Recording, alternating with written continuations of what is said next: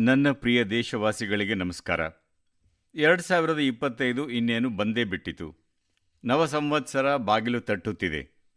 2025 ಜನವರಿ 26ರಂದು ನಮ್ಮ ಸಂವಿಧಾನ ಜಾರಿಗೆ ಬಂದು 75 ವರ್ಷಗಳು ತುಂಬುತ್ತವೆ. ನಮಗೆಲ್ಲರಿಗೂ ಇದು ಹೆಮ್ಮೆಯ ವಿಷಯ.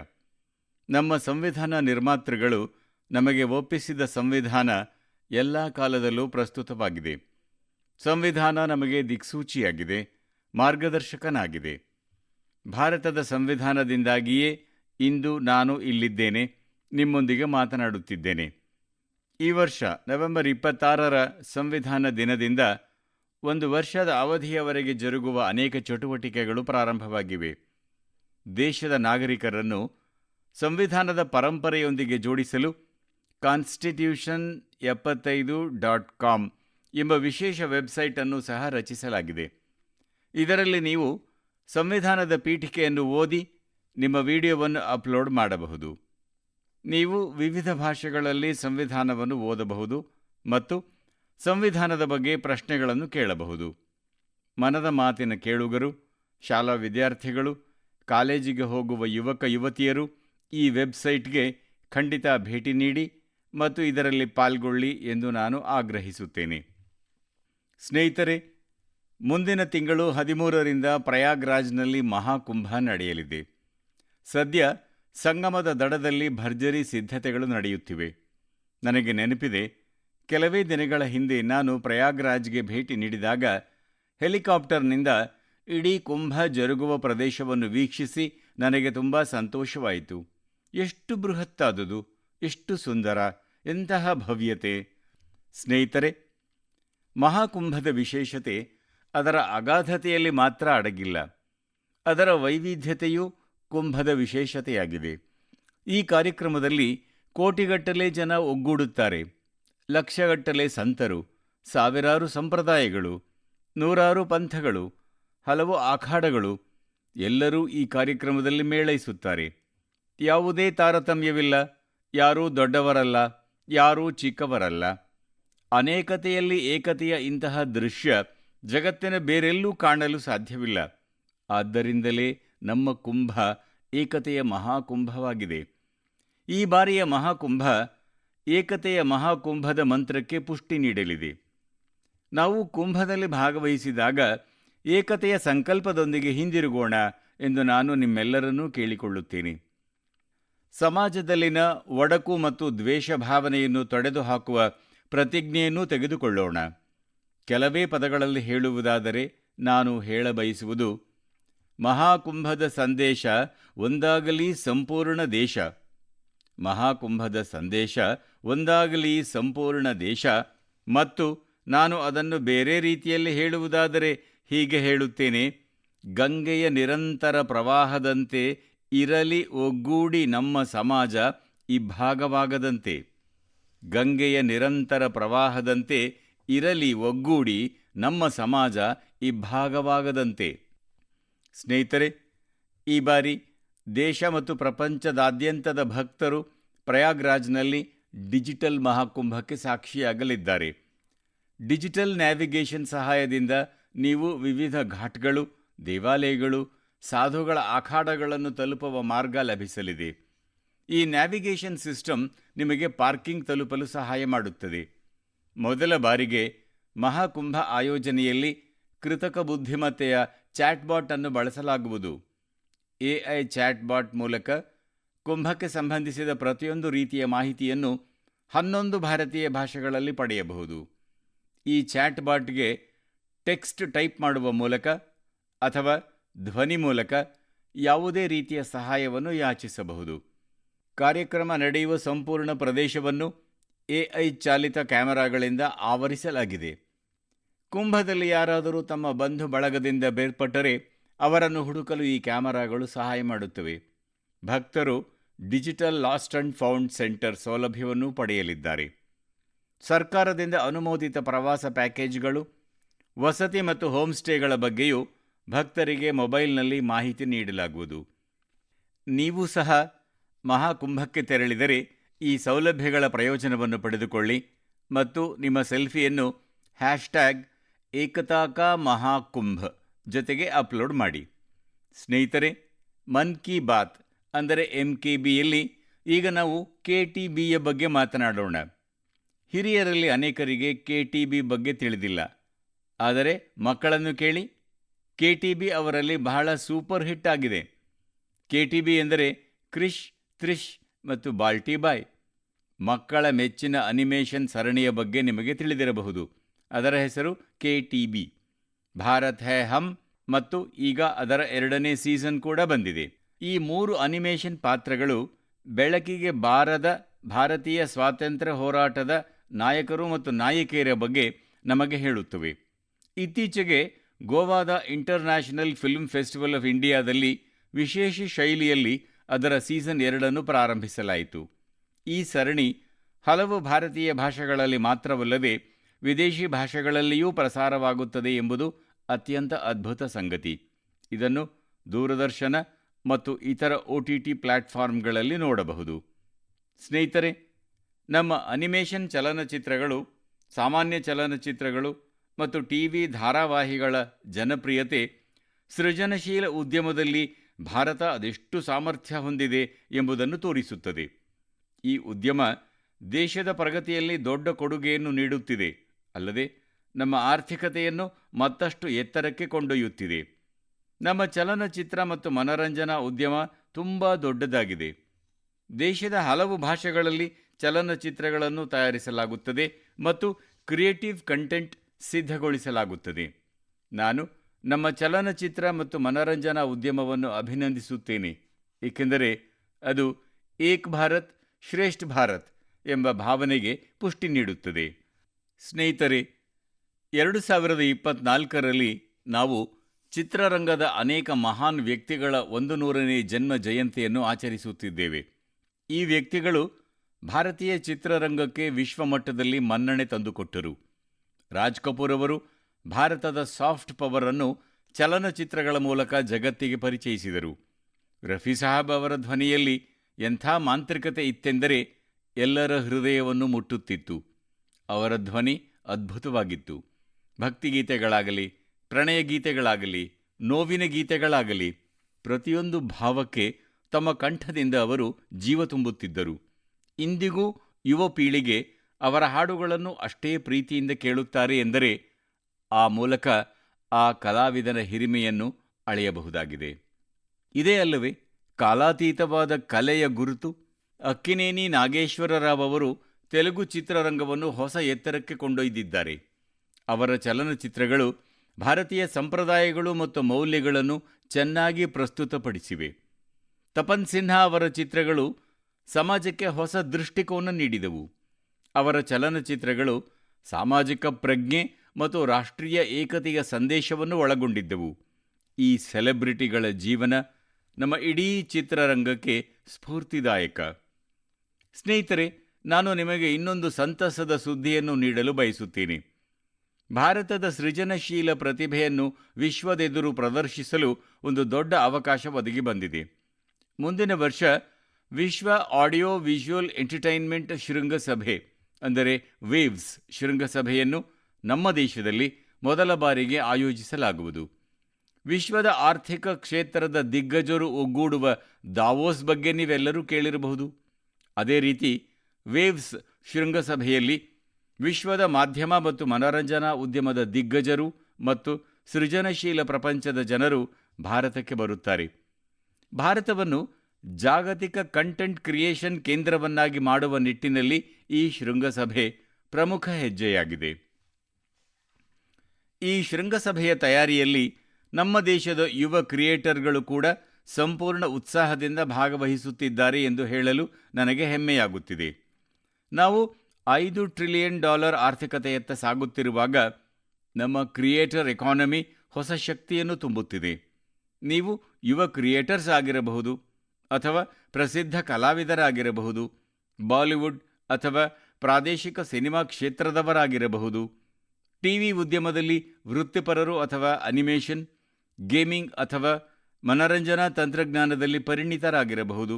ನೀವೆಲ್ಲರೂ ವೇವ್ಸ್ ಶೃಂಗಸಭೆಯಲ್ಲಿ ಭಾಗವಹಿಸಿ ಎಂದು ನಾನು ಭಾರತದ ಸಂಪೂರ್ಣ ಮನರಂಜನೆ ಮತ್ತು ಸೃಜನಶೀಲ ಉದ್ಯಮವನ್ನು ಆಗ್ರಹಿಸುತ್ತೇನೆ.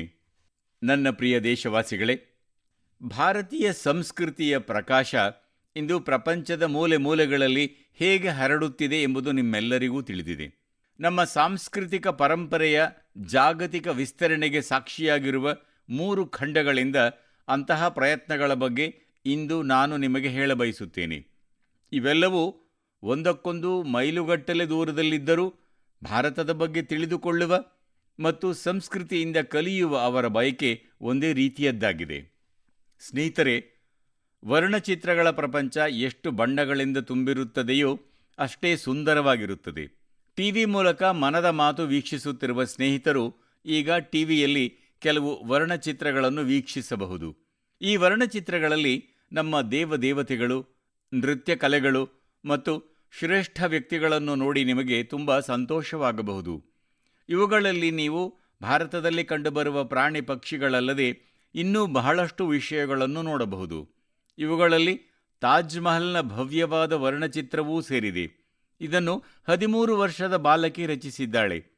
ಈ ಅಂಗವಿಕಲ ಬಾಲಕಿ ತನ್ನ ಬಾಯಿಯಿಂದಲೇ ಈ ಪೇಂಟಿಂಗ್ ಅನ್ನು ಸಿದ್ಧಪಡಿಸಿದ್ದಾಳೆ ಎಂದು ತಿಳಿದು ನಿಮಗೆ ಆಶ್ಚರ್ಯವಾಗಬಹುದು. ಅತ್ಯಂತ ಕುತೂಹಲಕಾರಿ ಸಂಗತಿಯೆಂದರೆ ಈ ಚಿತ್ರಗಳನ್ನು ನಿರ್ಮಿಸಿದವರು ಭಾರತದವರಲ್ಲ, ಹೊರತು ಈಜಿಪ್ಟ್ನ ವಿದ್ಯಾರ್ಥಿಗಳು.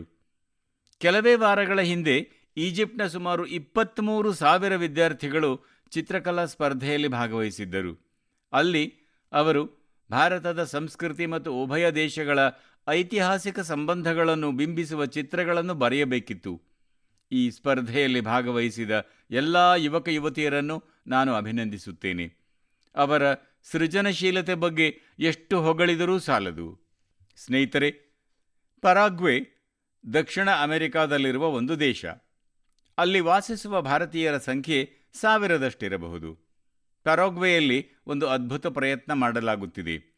ಎರಿಕಾ ಹ್ಯೂಬರ್ ಅಲ್ಲಿನ ಭಾರತೀಯ ರಾಯಭಾರ ಕಚೇರಿಯಲ್ಲಿ ಉಚಿತವಾಗಿ ಆಯುರ್ವೇದ ಸಮಾಲೋಚನೆ ಕೈಗೊಳ್ಳುತ್ತಿದ್ದಾರೆ. ಆಯುರ್ವೇದ ಸಲಹೆ ಪಡೆಯಲು ಅವರ ಬಳಿ ಹೆಚ್ಚಿನ ಸಂಖ್ಯೆಯಲ್ಲಿ ಸ್ಥಳೀಯರು ಆಗಮಿಸುತ್ತಿದ್ದಾರೆ.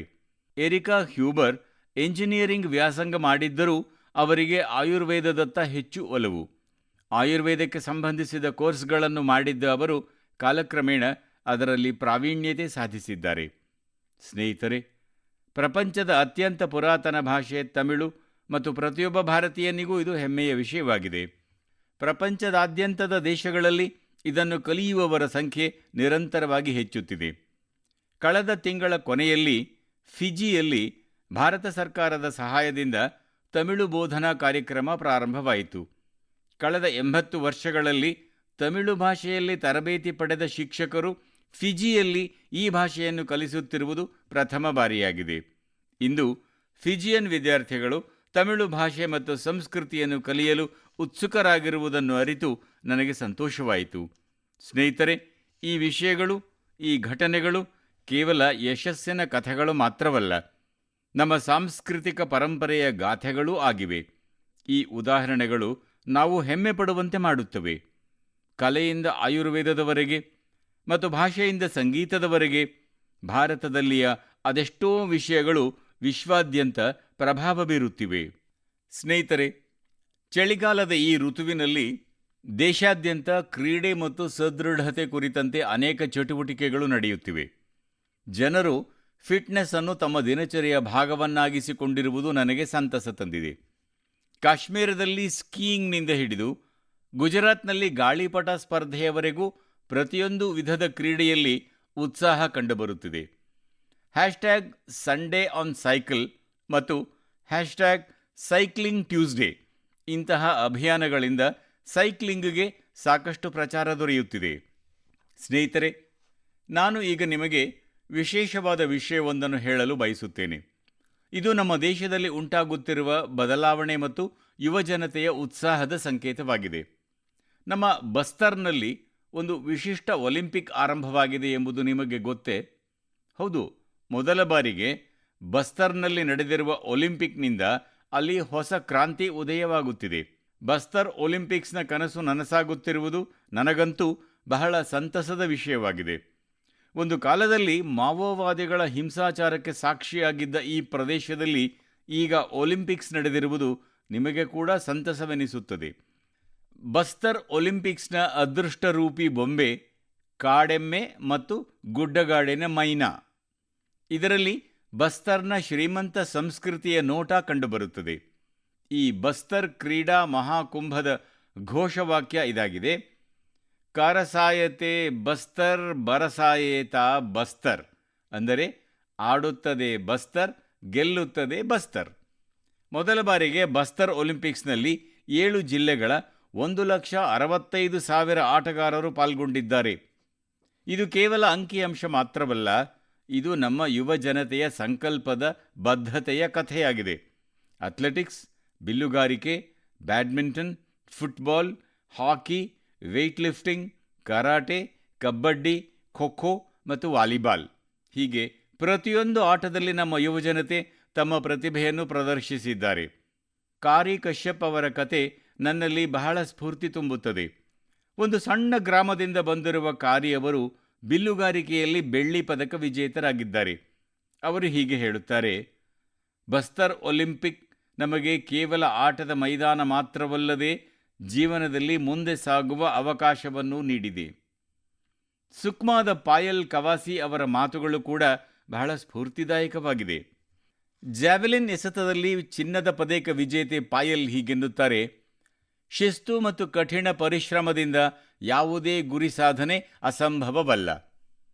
ಸುಕ್ಮಾದ ದೋರನ್ ಪಾಲ್ನ ಪುನೆಮ್ ಸನ್ನಾ ಅವರ ಕಥೆಯಂತೂ ನವಭಾರತದ ಪ್ರೇರಣಾದಾಯಕ ಕಥೆಯಾಗಿದೆ. ಒಂದೊಮ್ಮೆ ನಕ್ಸಲರ ಪ್ರಭಾವಕ್ಕೆ ಒಳಗಾಗಿದ್ದ ಪುನೇಮ್ ಅವರು ಇಂದು ಗಾಲಿ ಕುರ್ಚಿಯಲ್ಲಿ ಓಡಿ ಪದಕ ಗೆಲ್ಲುತ್ತಿದ್ದಾರೆ. ಅವರ ಧೈರ್ಯ ಮತ್ತು ಸಾಹಸ ಪ್ರತಿಯೊಬ್ಬರಿಗೂ ಸ್ಫೂರ್ತಿದಾಯಕವಾಗಿದೆ. ಕೋಡ್ಗಾಂವ್ನ ಬಿಲ್ಲುಗಾರ್ತಿ ರಂಜು ಸೋರಿ ಅವರನ್ನು ಬಸ್ತರ್ ಯೂತ್ ಐಕಾನ್ ಎಂದು ಆಯ್ಕೆ ಮಾಡಲಾಯಿತು. ಬಸ್ತರ್ ಒಲಿಂಪಿಕ್ ದೂರ ದೂರದ ಪ್ರದೇಶಗಳ ಯುವಜನತೆಗೆ ರಾಷ್ಟ್ರೀಯ ವೇದಿಕೆ ತಲುಪುವ ಅವಕಾಶವನ್ನು ನೀಡುತ್ತಿದೆ ಎನ್ನುವುದು ಬಸ್ತರ್ ಒಲಿಂಪಿಕ್ ದೂರ ದೂರದ ಪ್ರದೇಶಗಳ ಯುವಜನತೆಗೆ ರಾಷ್ಟ್ರೀಯ ವೇದಿಕೆ ತಲುಪುವ ಅವಕಾಶವನ್ನು ನೀಡುತ್ತದೆ ಎಂದು ಅವರು ಭಾವಿಸುತ್ತಾರೆ. ಸ್ನೇಹಿತರೆ, ಒಲಿಂಪಿಕ್ ಕೇವಲ ಒಂದು ಕ್ರೀಡಾ ಆಯೋಜನೆ ಮಾತ್ರವಲ್ಲ, ಇದು ಅಭಿವೃದ್ಧಿ ಮತ್ತು ಕ್ರೀಡೆಯ ಸಂಗಮದ ವೇದಿಕೆಯಾಗಿದೆ. ಇಲ್ಲಿ ನಮ್ಮ ಯುವಜನತೆ ತಮ್ಮ ಪ್ರತಿಭೆಯನ್ನು ಮೆರೆಯುತ್ತಿದ್ದಾರೆ ಮತ್ತು ಒಂದು ನವಭಾರತ ನಿರ್ಮಾಣ ಮಾಡುತ್ತಿದ್ದಾರೆ. ನೀವಿರುವ ಪ್ರದೇಶದಲ್ಲಿ ಇಂತಹ ಕ್ರೀಡಾಕೂಟಗಳನ್ನು ಪ್ರೋತ್ಸಾಹಿಸಿ. ಆಡುತ್ತದೆ ಭಾರತ, ಗೆಲ್ಲುತ್ತದೆ ಭಾರತದೊಂದಿಗೆ ನಿಮ್ಮ ಪ್ರದೇಶದ ಕ್ರೀಡಾ ಪ್ರತಿಭೆಗಳ ಗಾಥೆಗಳನ್ನು ಹಂಚಿಕೊಳ್ಳಿ. ಸ್ಥಳೀಯ ಕ್ರೀಡಾ ಪ್ರತಿಭೆಗಳಿಗೆ ಮುನ್ನಡೆಯುವ ಅವಕಾಶ ನೀಡಿ ಎಂದು ನಾನು ನಿಮ್ಮೆಲ್ಲರಲ್ಲಿ ಮನವಿ ಮಾಡುತ್ತೇನೆ. ನೆನಪಿಡಿ, ಕ್ರೀಡೆಗಳಿಂದ ಕೇವಲ ದೈಹಿಕ ಬೆಳವಣಿಗೆ ಮಾತ್ರವಲ್ಲದೆ ಇದು ಕ್ರೀಡಾಕಾರ ಮನೋಭಾವದೊಂದಿಗೆ ಸಮಾಜವನ್ನು ಜೋಡಿಸುವ ಒಂದು ಪ್ರಬಲ ಮಾಧ್ಯಮವೂ ಆಗಿದೆ. ಚೆನ್ನಾಗಿ ಆಟವಾಡಿ, ಚೆನ್ನಾಗಿ ಆಟವಾಡಿ. ನನ್ನ ಪ್ರೀತಿಯ ದೇಶವಾಸಿಗಳೇ, ಭಾರತದ 2 ದೊಡ್ಡ ಸಾಧನೆಗಳು ಇಂದು ವಿಶ್ವದ ಗಮನ ಸೆಳೆಯುತ್ತಿವೆ. ಇದನ್ನು ಕೇಳಿದರೆ ನೀವು ಕೂಡ ಹೆಮ್ಮೆ ಪಡುತ್ತೀರಿ. ಈ 2 ಯಶಸ್ಸುಗಳೂ ಸಾಧನೆಯಾಗಿರುವುದು ಆರೋಗ್ಯ ಕ್ಷೇತ್ರದಲ್ಲಿ. ಮೊದಲ ಯಶಸ್ಸು ದೊರೆತಿರುವುದು ಮಲೇರಿಯಾ ವಿರುದ್ಧದ ಹೋರಾಟದಲ್ಲಿ. ಮಲೇರಿಯಾ ರೋಗ 4000 ವರ್ಷಗಳಿಂದ ಮಾನವ ಕುಲಕ್ಕೆ ಒಂದು ದೊಡ್ಡ ಸವಾಲಾಗಿದೆ. ಸ್ವಾತಂತ್ರ್ಯದ ಸಮಯದಲ್ಲಿ ಕೂಡ ಇದು ನಮ್ಮ ಆರೋಗ್ಯ ಸಂಬಂಧಿತ ಸವಾಲುಗಳ ಪೈಕಿ ಒಂದೆನಿಸಿತ್ತು. 1 ತಿಂಗಳ ಶಿಶುವಿನಿಂದ ಹಿಡಿದು 5 ವರ್ಷ ವಯಸ್ಸಿನ ಮಕ್ಕಳ ಪ್ರಾಣಹರಣ ಮಾಡುವ ಎಲ್ಲ ಸಾಂಕ್ರಾಮಿಕ ರೋಗಗಳ ಪೈಕಿ ಮಲೇರಿಯಾ ರೋಗಕ್ಕೆ 3ನೇ ಸ್ಥಾನ. ಇಂದು ದೇಶವಾಸಿಗಳೆಲ್ಲ ಒಗ್ಗಟ್ಟಾಗಿ ಈ ಸವಾಲನ್ನು ಎದುರಿಸಿದ್ದಾರೆಂದು ನಾನು ಸಂತೋಷದಿಂದ ಹೇಳಬಲ್ಲೆ. ವಿಶ್ವ ಆರೋಗ್ಯ ಸಂಘಟನೆ WHO ವರದಿ ಹೀಗೆನ್ನುತ್ತದೆ: ಭಾರತದಲ್ಲಿ 2015ರಿಂದ 2023ರ ಮಧ್ಯೆ ಮಲೇರಿಯಾ ರೋಗ ಮತ್ತು ಅದರಿಂದ ಸಂಭವಿಸುವ ಸಾವುಗಳ ಸಂಖ್ಯೆಯಲ್ಲಿ 80% ಕಡಿಮೆಯಾಗಿದೆ. ಇದು ಒಂದು ಸಣ್ಣ ಸಾಧನೆಯಲ್ಲ.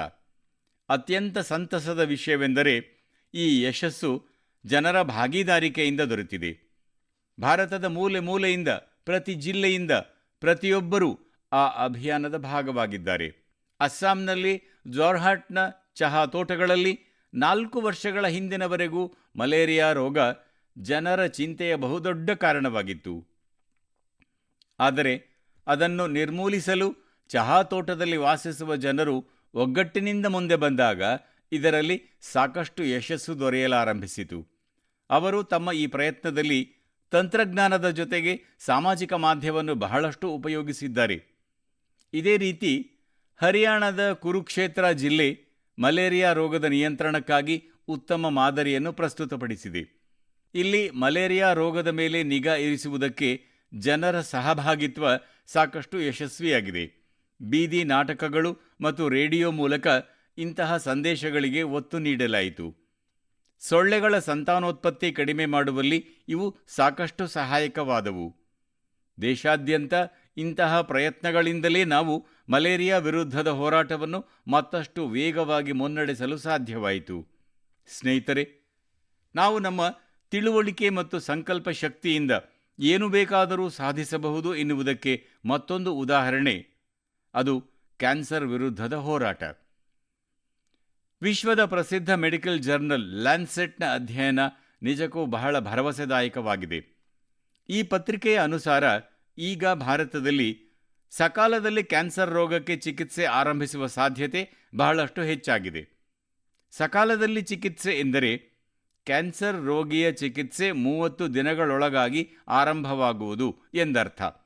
ಹಾಗೂ ಇದರಲ್ಲಿ ಆಯುಷ್ಮಾನ್ ಭಾರತ್ ಯೋಜನೆ ಬಹುದೊಡ್ಡ ಪಾತ್ರ ನಿರ್ವಹಿಸಿದೆ. ಈ ಯೋಜನೆಯಿಂದಾಗಿ 90% ಕ್ಯಾನ್ಸರ್ ರೋಗಿಗಳು ಸಕಾಲದಲ್ಲಿ ತಮ್ಮ ಚಿಕಿತ್ಸೆ ಆರಂಭಿಸಲು ಸಾಧ್ಯವಾಗುತ್ತಿದೆ. ಹೀಗಾಗಿ ಈ ಮೊದಲು ಹಣದ ಕೊರತೆಯಿಂದಾಗಿ ಬಡ ರೋಗಿಗಳು ಕ್ಯಾನ್ಸರ್ ರೋಗಕ್ಕಾಗಿ ತಪಾಸಣೆ ಮತ್ತು ಅದರ ಚಿಕಿತ್ಸೆಗೆ ಹಿಂಜರಿಯುತ್ತಿದ್ದರು. ಈಗ ಆಯುಷ್ಮಾನ್ ಭಾರತ್ ಯೋಜನೆ ಅವರಿಗೆ ಬಹುದೊಡ್ಡ ಆಸರೆಯಾಗಿದೆ. ಈಗ ಅವರು ತಮ್ಮ ರೋಗಕ್ಕೆ ಚಿಕಿತ್ಸೆ ಪಡೆಯಲು ಮುಂದಾಗುತ್ತಿದ್ದಾರೆ. ಆಯುಷ್ಮಾನ್ ಭಾರತ್ ಯೋಜನೆ ಕ್ಯಾನ್ಸರ್ ರೋಗದ ಚಿಕಿತ್ಸೆಗೆ ಉಂಟಾಗುವ ಖರ್ಚಿನ ಆತಂಕವನ್ನು ಸಾಕಷ್ಟು ಕಡಿಮೆ ಮಾಡಿದೆ. ಇಂದು ಸಕಾಲದಲ್ಲಿ ಕ್ಯಾನ್ಸರ್ ರೋಗಕ್ಕೆ ಚಿಕಿತ್ಸೆ ಪಡೆದುಕೊಳ್ಳುವ ಕುರಿತು ಜನರು ಹಿಂದೆಂದಿಗಿಂತಲೂ ಹೆಚ್ಚು ಜಾಗರೂಕರಾಗಿದ್ದಾರೆ ಎನ್ನುವುದು ಉತ್ತಮ ವಿಚಾರವಾಗಿದೆ. ಈ ಸಾಧನೆ ನಮ್ಮ ಆರೋಗ್ಯ ರಕ್ಷಣೆ ವ್ಯವಸ್ಥೆಯಷ್ಟೇ ನಮ್ಮ ವೈದ್ಯರು, ದಾದಿಯರು ಮತ್ತು ತಾಂತ್ರಿಕ ಸಿಬ್ಬಂದಿಯದ್ದೂ ಆಗಿದೆ. ಅಷ್ಟೇ ಅಲ್ಲ, ನಿಮ್ಮೆಲ್ಲರದ್ದೂ, ನನ್ನ ನಾಗರಿಕ ಸೋದರ ಸೋದರಿಯರದ್ದೂ ಆಗಿದೆ. ಎಲ್ಲರ ಪ್ರಯತ್ನದಿಂದ ಕ್ಯಾನ್ಸರ್ ರೋಗವನ್ನು ಹಿಮ್ಮೆಟ್ಟಿಸುವ ಸಂಕಲ್ಪ ಮತ್ತಷ್ಟು ಬಲವಾಗಿದೆ. ಅರಿವು ಮೂಡಿಸಲು ಪ್ರಮುಖ ಕೊಡುಗೆ ನೀಡಿದ ಎಲ್ಲರಿಗೂ ಆ ಯಶಸ್ಸಿನ ಶ್ರೇಯ ಸಲ್ಲುತ್ತದೆ. ಕ್ಯಾನ್ಸರ್ ವಿರುದ್ಧ ಹೋರಾಡಲು ಒಂದೇ ಒಂದು ಮಂತ್ರವಿದೆ. ಅದೆಂದರೆ ಅರಿವು, ಕ್ರಮ ಮತ್ತು ಭರವಸೆ. ಅವೇರ್ನೆಸ್, ಆಕ್ಷನ್ ಮತ್ತು ಅಶ್ಯೂರೆನ್ಸ್. ಅವೇರ್ನೆಸ್ ಎಂದರೆ ಕ್ಯಾನ್ಸರ್ ಮತ್ತು ಅದರ ಲಕ್ಷಣಗಳ ಕುರಿತ ಅರಿವು. ಆಕ್ಷನ್ ಎಂದರೆ ಸಮಯಕ್ಕೆ ಸರಿಯಾಗಿ ತಪಾಸಣೆ ಮತ್ತು ಚಿಕಿತ್ಸೆ. ಅಶ್ಯೂರೆನ್ಸ್ ಎಂದರೆ ರೋಗಿಗೆ ಪ್ರತಿಯೊಂದು ಸಹಾಯವೂ ಲಭ್ಯವಿದೆ ಎನ್ನುವ ಭರವಸೆ. ಬನ್ನಿ, ನಾವೆಲ್ಲರೂ ಒಗ್ಗಟ್ಟಾಗಿ ಕ್ಯಾನ್ಸರ್ ವಿರುದ್ಧದ ಈ ಹೋರಾಟವನ್ನು ವೇಗದಿಂದ ಮುನ್ನಡೆಸೋಣ ಮತ್ತು ಹೆಚ್ಚು ಹೆಚ್ಚು ರೋಗಿಗಳಿಗೆ ಸಹಾಯ ಮಾಡೋಣ. ನನ್ನ ಪ್ರೀತಿಯ ದೇಶವಾಸಿಗಳೇ, ನಾನು ಇಂದು ನಿಮಗೆ ಒಡಿಶಾದ ಕಾಲಾಹಾಂಡಿಯಲ್ಲಿ ಅತ್ಯಂತ ಕಡಿಮೆ ನೀರು ಮತ್ತು ಕಡಿಮೆ ಸಂಪನ್ಮೂಲಗಳಿದ್ದರೂ ಕೂಡ ಅವಿರತ ಪ್ರಯತ್ನದಿಂದ ಸಾಧಿಸಿರುವ ಯಶಸ್ಸಿನ ಕಥೆಯೊಂದನ್ನು ನಿಮಗೆ ಹೇಳಲು ಬಯಸುತ್ತೇನೆ. ಇದು ಕಾಲಾಹಾಂಡಿಯ ತರಕಾರಿ ಕ್ರಾಂತಿ. ಒಂದು ಕಾಲದಲ್ಲಿ ರೈತರು ಜಾಗ ತೊರೆದು ಬೇರೆಡೆಗೆ ಹೋಗಬೇಕಾಗಿತ್ತೋ ಅದೇ ಜಾಗ ಇಂದು ಕಾಲಾಹಾಂಡಿಯ ಗೋಲಾ ಮುಂಡಾ ಬ್ಲಾಕ್ನ ಒಂದು ತರಕಾರಿ ಹಬ್ ಆಗಿ ಪರಿವರ್ತನೆಯಾಗಿದೆ. ಈ ಪರಿವರ್ತನೆಯಾದದ್ದು ಹೇಗೆ? ಇದು ಕೇವಲ 10 ಮಂದಿ ರೈತರ ಒಂದು ಸಣ್ಣ ಗುಂಪಿನಿಂದ ಆರಂಭವಾಯಿತು. ಈ ಗುಂಪು ಒಂದುಗೂಡಿ ಒಂದು FPO, ರೈತ ಉತ್ಪಾದಕರ ಸಂಸ್ಥೆ ಸ್ಥಾಪಿಸಿತು. ಕೃಷಿಯಲ್ಲಿ ಆಧುನಿಕ ತಂತ್ರಜ್ಞಾನದ ಬಳಕೆ ಶುರು ಮಾಡಿತು. ಇಂದು ಅವರ ಈ FPO ಕೋಟಿಗಟ್ಟಲೆ ರೂಪಾಯಿಗಳ ವಹಿವಾಟು ನಡೆಸುತ್ತಿದೆ. ಇಂದು 200ಕ್ಕೂ ಹೆಚ್ಚು ರೈತರು FPOನೊಂದಿಗೆ ಜೋಡಣೆಯಾಗಿದ್ದಾರೆ. ಇದರಲ್ಲಿ 45 ಮಂದಿ ಮಹಿಳಾ ರೈತರೂ ಇದ್ದಾರೆ. ಇವರೆಲ್ಲರೂ ಸೇರಿ 200 ಎಕರೆ ಪ್ರದೇಶದಲ್ಲಿ ಟೊಮ್ಯಾಟೊ ಕೃಷಿ ಮಾಡುತ್ತಿದ್ದಾರೆ. 150 ಎಕರೆ ಪ್ರದೇಶದಲ್ಲಿ ಹಾಗಲಕಾಯಿ ಬೆಳೆಯುತ್ತಿದ್ದಾರೆ. ಈಗ ಈ FPOದ ವಾರ್ಷಿಕ ವಹಿವಾಟು ಕೂಡ ಅಧಿಕವಾಗಿ 1.5 ಕೋಟಿ ರೂಪಾಯಿಗೆ ತಲುಪಿದೆ. ಇಂದು ಕಾಲಾಹಾಂಡಿಯ ತರಕಾರಿಗಳು ಕೇವಲ ಒಡಿಶಾದ ಬೇರೆ ಬೇರೆ ಜಿಲ್ಲೆಗಳಲ್ಲಿ ಮಾತ್ರವಲ್ಲದೆ ಬೇರೆ ರಾಜ್ಯಗಳಿಗೂ ತಲುಪುತ್ತಿವೆ. ಮತ್ತು ಅಲ್ಲಿನ ರೈತ ಈಗ ಆಲೂಗಡ್ಡೆ ಮತ್ತು ಈರುಳ್ಳಿಯ ಕೃಷಿಯ ಹೊಸ ತಂತ್ರಗಳನ್ನು ಕೂಡ ಕಲಿಯುತ್ತಿದ್ದಾನೆ. ಸ್ನೇಹಿತರೆ, ಸಂಕಲ್ಪ ಶಕ್ತಿ ಮತ್ತು ಸಾಮೂಹಿಕ ಪ್ರಯತ್ನದಿಂದ ಏನೆಲ್ಲ ಸಾಧಿಸಬಹುದು ಎಂಬುದನ್ನು ಕಾಲಾಹಾಂಡಿಯ ಈ ಯಶಸ್ಸು ನಮಗೆ ಕಲಿಸುತ್ತದೆ. ನಾನು ನಿಮ್ಮೆಲ್ಲರಲ್ಲಿ ಮನವಿ ಮಾಡುವುದೇನೆಂದರೆ, ನೀವಿರುವ ಪ್ರದೇಶದಲ್ಲಿ FPO ಅನ್ನು ಪ್ರೋತ್ಸಾಹಿಸಿ. ರೈತ ಉತ್ಪಾದಕರ ಸಂಸ್ಥೆಗಳೊಂದಿಗೆ ಸೇರಿಕೊಳ್ಳಿ ಮತ್ತು ಅವುಗಳನ್ನು ಬಲಪಡಿಸಿ. ನೆನಪಿಡಿ, ಸಣ್ಣ ಆರಂಭದಿಂದಲೇ ಭಾರೀ ಪರಿವರ್ತನೆಗಳು ಸಾಧ್ಯವಾಗುತ್ತವೆ. ಅದಕ್ಕಾಗಿ ನಮಗೆ ದೃಢ ಸಂಕಲ್ಪ ಮತ್ತು ಒಗ್ಗಟ್ಟಿನ ಭಾವನೆಯ ಅಗತ್ಯವಿರುತ್ತದೆ. ಸ್ನೇಹಿತರೆ, ಇಂದು ಮನದ ಮಾತಿನಲ್ಲಿ ನಮ್ಮ ಭಾರತ ವಿವಿಧತೆಯಲ್ಲಿ ಏಕತೆ ಎಂಬ ಭಾವನೆಯಿಂದ ಯಾವ ರೀತಿ ಮುಂದೆ ಸಾಗುತ್ತಿದೆ ಎಂಬುದನ್ನು ಆಲಿಸಿದೆವು. ಅದು ಆಟದ ಮೈದಾನವಿರಲಿ, ವಿಜ್ಞಾನ ಕ್ಷೇತ್ರವೇ ಆಗಲಿ, ಆರೋಗ್ಯ ಅಥವಾ ಶಿಕ್ಷಣ ಕ್ಷೇತ್ರವೇ ಆಗಲಿ, ಪ್ರತಿಯೊಂದು ಕ್ಷೇತ್ರದಲ್ಲಿ ಭಾರತ ಉನ್ನತ ಶಿಖರಗಳನ್ನು ತಲುಪುತ್ತಿದೆ. ನಾವು ಒಂದು ಕುಟುಂಬದಂತೆ ಒಂದುಗೂಡಿ ಪ್ರತಿಯೊಂದು ಸವಾಲನ್ನು ಎದುರಿಸಿದ್ದೇವೆ ಮತ್ತು ಹೊಸ ಸಾಧನೆಗಳನ್ನು ನಮ್ಮದಾಗಿಸಿಕೊಂಡಿದ್ದೇವೆ. 2014ರಲ್ಲಿ ಆರಂಭವಾದ ಮನದ ಮಾತಿನ 116 ಸಂಚಿಕೆಗಳಲ್ಲಿ ಮನದ ಮಾತು ದೇಶದ ಸಾಮೂಹಿಕ ಶಕ್ತಿಯು ಜೀವಂತ ದಾಖಲೆಯಾಗಿರುವುದನ್ನು ನಾನು ನೋಡಿದ್ದೇನೆ. ತಾವೆಲ್ಲರೂ ಈ ಕಾರ್ಯಕ್ರಮವನ್ನು ತಮ್ಮದಾಗಿಸಿಕೊಂಡಿರುವಿರಿ. ಪ್ರತಿ ತಿಂಗಳು ನಿಮ್ಮ ನಿಮ್ಮ ಚಿಂತನೆಗಳು ಮತ್ತು ಪ್ರಯತ್ನಗಳನ್ನು ಹಂಚಿಕೊಳ್ಳುತ್ತಿದ್ದೀರಿ. ಕೆಲವೊಮ್ಮೆ ಯುವ ಆವಿಷ್ಕಾರರ ಚಿಂತನೆಯಿಂದ ಪ್ರಭಾವಿತನಾದರೆ, ಮತ್ತೊಮ್ಮೆ ಹೆಣ್ಣು ಮಗಳೊಬ್ಬಳ ಸಾಧನೆ ನನಗೆ ಹೆಮ್ಮೆ ತಂದಿದೆ. ನಿಮ್ಮೆಲ್ಲರ ಸಹಭಾಗಿತ್ವವೇ ದೇಶದ ಮೂಲೆ ಮೂಲೆಯಿಂದ ಸಕಾರಾತ್ಮಕ ಶಕ್ತಿಯನ್ನು ಒಟ್ಟುಗೂಡಿಸುತ್ತದೆ. ಮನದ ಮಾತು ಈ ಸಕಾರಾತ್ಮಕ ಶಕ್ತಿ ವರ್ಧನೆಯ ವೇದಿಕೆಯಾಗಿ ಮಾರ್ಪಟ್ಟಿದೆ ಮತ್ತು ಈಗ 2025ರ ಬಾಗಿಲು ತಟ್ಟುತ್ತಿದೆ. ಮುಂಬರುವ ವರ್ಷದಲ್ಲಿ ಮನದ ಮಾತಿನ ಮೂಲಕ ನಾವೆಲ್ಲರೂ ಮತ್ತಷ್ಟು ಪ್ರೇರಣಾದಾಯಕ ಪ್ರಯತ್ನಗಳನ್ನು ಹಂಚಿಕೊಳ್ಳೋಣ. ದೇಶವಾಸಿಗಳ ಸಕಾರಾತ್ಮಕ ಚಿಂತನೆ ಮತ್ತು ಆವಿಷ್ಕಾರದ ಭಾವನೆಯಿಂದ ಭಾರತ ಹೊಸ ಶಿಖರಗಳನ್ನು ತಲುಪುತ್ತದೆ ಎಂಬ ವಿಶ್ವಾಸ ನನಗಿದೆ.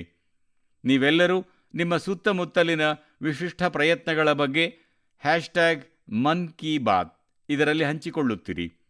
ಮುಂದಿನ ವರ್ಷದ ಪ್ರತಿಯೊಂದು ಮನದ ಮಾತಿನಲ್ಲಿ ನಮ್ಮಲ್ಲಿ ಪರಸ್ಪರ ಹಂಚಿಕೊಳ್ಳಲು ಬಹಳಷ್ಟು ವಿಷಯಗಳಿರುತ್ತವೆ ಎಂದು ನನಗೆ ಗೊತ್ತು. ನಿಮ್ಮೆಲ್ಲರಿಗೂ 2025 ನೂತನ ವರ್ಷಕ್ಕಾಗಿ ಅನೇಕಾನೇಕ ಶುಭಾಕಾಂಕ್ಷೆಗಳು. ಆರೋಗ್ಯದಿಂದಿರಿ, ಸಂತೋಷದಿಂದಿರಿ. ಫಿಟ್ ಇಂಡಿಯಾ ಮೂವ್ಮೆಂಟ್ನೊಂದಿಗೆ ನೀವೆಲ್ಲರೂ ಸೇರಿಕೊಳ್ಳಿ. ನೀವೆಲ್ಲರೂ ಸದೃಢರಾಗಿರಿ, ಜೀವನದಲ್ಲಿ ಅಭಿವೃದ್ಧಿ ಹೊಂದುತ್ತೀರಿ. ಅನೇಕಾನೇಕ ಧನ್ಯವಾದಗಳು.